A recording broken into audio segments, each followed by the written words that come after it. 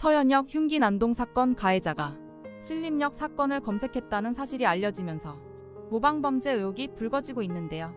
모방범죄란 이전에 발생한 공표된 범죄 사건의 구체적 내용 등을 모방하여 2차적으로 저지르는 범죄로 볼 수 있겠습니다. 이번 칼부림 사건과 관련 모방범죄가 발생한 원인으로 우선 대중매체의 대대적 보도가 지적받고 있습니다. 테러 행위에 대한 언론의 무절제한 보도가 사실상 테러를 증가시킨다는 건데요.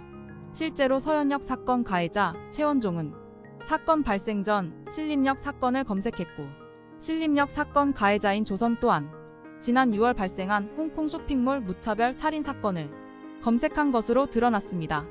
허위 살인 예고 글도 언론 보도 전후로 크게 늘어났습니다. 지난달 21일 신림역 사건 발생 3일 후인 24일 DC인사이드에서 살인 예고글이 올라왔습니다. 또 지난 3일 서현역 칼부림 사건이 발생한 후 대다수 허위 범죄 예고글이 3일에서 4일 시점에서 폭발적으로 증가했습니다. 온라인 커뮤니티도 문제인데요. 실제로 신림역 사건과 관련한 영상과 범죄 정보가 온라인 상에서 무분별하게 퍼졌습니다. 이로 인해 다수 전문가들은 서현역 사건에 대해서는 모방 범죄로 보고 있습니다. 또 어떤 살인 예고 글에는 나도 유행에 따라가겠다는 말이 있는 만큼 장난삼아 따라하는 모방 심리도 작용을 하고 있습니다. 일부 여초 커뮤니티에서 신림역 살인 사건 사상자는 모두 남성이라며 가해자를 찬양하는 듯한 글 등도 모방 범죄를 부추겼다는 지적도 나옵니다.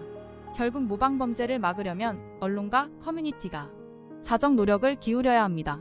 예컨대 언론이 극단적 선택과 관련해 더 이상 과한 보도를 하지 않는 것처럼 가해자의 초점이 맞춰진 뉴스보다는 피해자를 도우려 했던 의인들, 이러한 사고가 다신 일어나지 않도록 개선하기 위한 대책 등 긍정적인 면이 부각돼야 한다는 겁니다.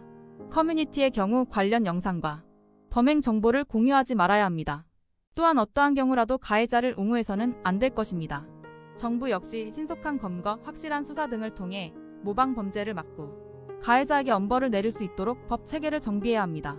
더 나아가 통계, 전수조사 등을 통해 이런 범죄가 왜 나타났는지 살피고 사회적 병리, 복지 공백 등 과연 근본적인 원인이 어떠한 것인지를 알아내야 할 것입니다. 토마토픽이었습니다.